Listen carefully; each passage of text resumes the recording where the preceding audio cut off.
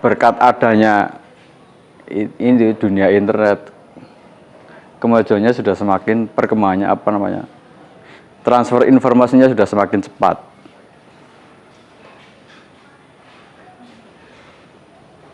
Nah itu yang di sini, yang di kota gitu, atau yang di daerah Jawa. Jawa kan hitungannya jalannya mudah, aksesnya mudah, sinyal banyak, sinyalnya full gitu. Apalagi kita mau akses ke kota dekat, terus infrastruktur jalan halus, gitu, aspal gitu.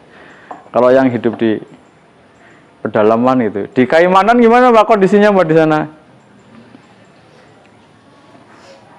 Rumahmu di kota apa di desa? Di desa. Sudah aspal? Belum aspal. Terus transportasinya pakai apa, Mbak? Masih pakai perahu. Ngeri kan, ngeri kan pakai perahu kan? Masih pakai perahu ya? Perahu yang getek itu atau perahu yang gede? Gede. Yang gede ya. Berarti satu perahu berapa orang itu? Penumpangnya kapasitas berapa orang? 30-an ya? Memang ya normalnya gitu loh, full kalau full.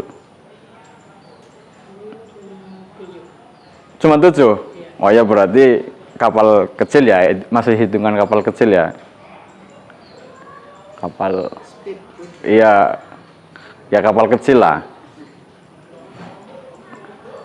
Kalau yang kapal feri itu kan sudah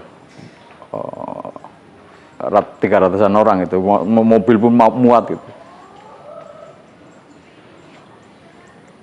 Terus di sana sinyal lancar nggak Pak? Sinyal HP? Iya. Apa? Pakai Telkomsel. Telkomsel. Indosat ada nggak? Nggak ada Pak. Nggak ada. Apalagi Tri ya. Apalagi Tri, terus apalagi ya? Ya? Baik. Itu baru ya? Itu kan sama kayak Telkomsel, Pak. Oh sama kayak Telkomsel. Tapi dia nggak mati, kalau biarpun nggak diisi nggak mati. Oh gitu. Saya baru dengar itu. Saya kan jualan kayak gitu juga, jadi tahu. Bayu ya, Bayu. Ya. Oke. Yuk. Oke, ntar saya browsing lah. Terus apalagi di transportasinya pakai itu ya, kapal ya, kapal. Ke kota jauh nggak Mbak? Lumayan jauh. Berapa kilo kira-kira? 2 jam kalau kita. Pakai kapal itu? Atau pakai motor? 2 jam kalau pakai apa coba? Pakai perahu kapal itu, pakai kapal 2 jam. Terus naik mobil ke kota sejam. 3 jam berarti.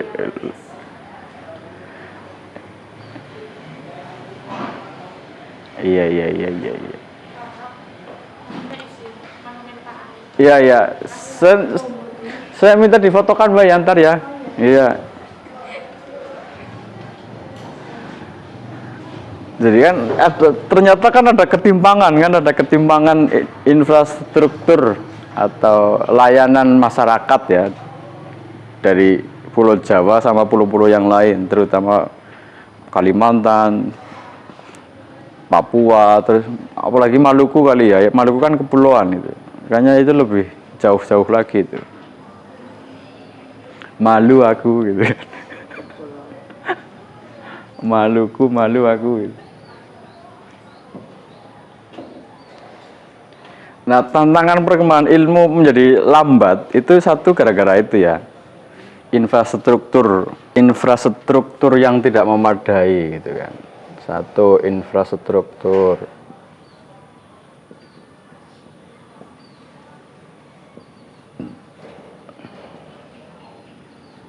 yang kurang memadai. Di sana kecepatan internetnya sudah berapa? 4G sudah apa 5G? 4 ya, sama berarti ya. Di sini juga belum ada 5G kayaknya. Apa sudah ada Ibu? 5G sudah ada belum di sini? Belum ya? Itu baru di Jakarta kayaknya 5G. Terus yang kedua itu tadi ya lokasi atau apa ya istilahnya?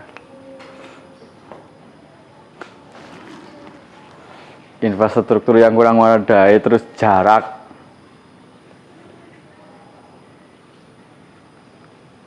Apa sih saya mau membahasakan itu loh? Waktu tempuh. Iya, jarak tempuh ya. Jarak tempuh.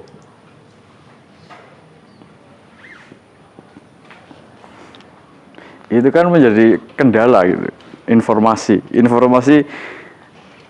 menjadi lebih lambat gitu.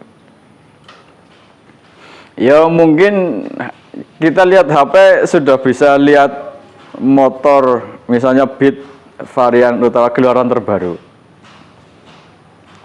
Tapi kan untuk mendapatkannya itu kan prosesnya agak lama gitu karena harus itu tadi kan ke kota saja kan pasti cari beli motor kan harus ke kota karena nggak mungkin di desa ada di pedalaman ada dealer motor gitu. Harus naik perahu dulu terus naik bis lagi gitu prosesnya lebih panjang gitu.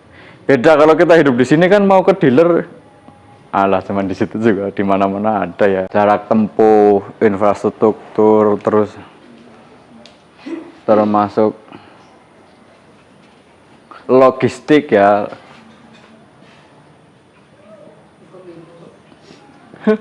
ini logistik kaitannya makanan. Jadi gini, kalau kita lapar itu kan mau belajar malas gitu, atau apa ya? Kalau kita lapar itu kan kalau mau belajar malas. Jadi yang dipikirkan kan cuma makan. Yaitu tadi logistik makanan, kebutuhan, papan, logistik dalam arti makanan, papan, apa rumah.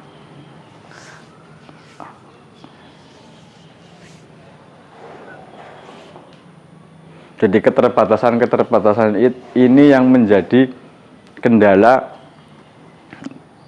tidak meratanya atau apa namanya kendala penghambat perkembangan ilmu pengetahuan. Jadi menurut ceritanya misalnya mahasiswa yang kuliahnya di Eropa, di Jerman atau di Prancis, Amerika, terutama yang kuliahnya sains itu, mereka di sana kan laboratoriumnya sudah sangat canggih, alat-alatnya sudah sangat canggih, mau meneliti apapun ada alatnya canggih. Begitu pulang ke Indonesia dia bingung gitu, mau meneliti ini nggak ada alatnya gitu, mau beli alatnya mahalnya minta ampun gitu. Itu juga menjadi kendala. Mungkin informasinya cepat, dia sudah cepat mendapatkan informasinya. Tapi mau praktek penelitian itu menjadi kendala karena alatnya nggak ada. Itu menurut ceritanya orang-orang yang kuliahnya di luar negeri begitu. Begitu kembali ke Indonesia seperti kembali ke zaman prasejarah gitu.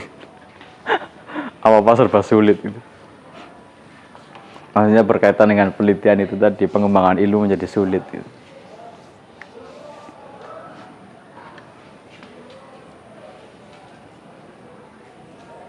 Apalagi kalau di Indonesia kan misalnya korupsi itu menjadi tantangan juga. Kita mengajukan proposal pendirian atau pembukaan lab, pembuatan lab gitu. 1 miliar gitu. Duitnya turun 1 miliar, yang nyampe sini cuma 900 juta gitu. Itu kan menjadi masalah juga kalau di sini. Yang di awalnya 1 miliar itu untuk beli ini gitu kan. Begitu duitnya yang nyampe tidak 1 miliar akhirnya kan ya, targetnya nggak terpenuhi. Itu juga menjadi kendala juga itu. Itu seperti itu, tantangannya ilmu pengetahuan, perkembangan pengetahuan di Indonesia banyak ya.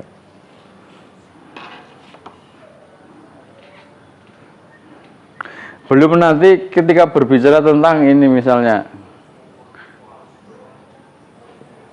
tingkat kecerdasan yang berbeda-beda.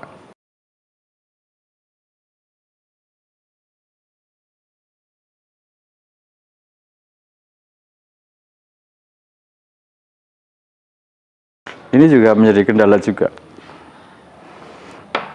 Ya kalau ngajari anak yang pinter itu mudah. Tapi kalau ngajari anak yang bodoh itu berarti gurunya pinter kalau bisa gitu kan. Maksud nggak? Maksud nggak Pak? Gimana sih? Apa? Ini bicara tentang kecerdasan. Kalau mengajari anak yang memang potensinya sudah pinter itu mudah itu, karena cepet nangkep, gitu kan. Tapi mengajari anak yang dalam tanda kutip bodoh itu kan susahnya setengah mati itu. Dimasukkan dikasih tahu, dia nggak tahu gitu apa, dia lelet mikirnya gitu, tell me. Dikasih contoh ini dia bantah, ngeyel gitu misalnya. Dikasih contoh ini, disuruh browsing, dia nggak punya HP, atau dia nggak bisa browsing, ada HP-nya tapi nggak bisa browsing gitu.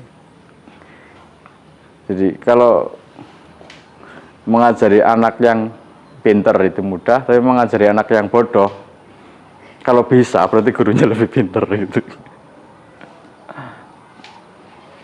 Itu gurunya berarti pinter banget gitu. Makanya sampai ada yang mengatakan ini, sebetulnya sekolah itu tidak membuat kita pinter, enggak. Karena gini, anak yang dari kecil memang sudah pinter, potensinya pinter, dia sekolah jadi pinter. Tapi kalau anak yang bodoh, potensinya bodoh, dia sekolah ya nggak pinter-pinter gitu. Jadi itu semua kembali ke masing-masing orang itu ya.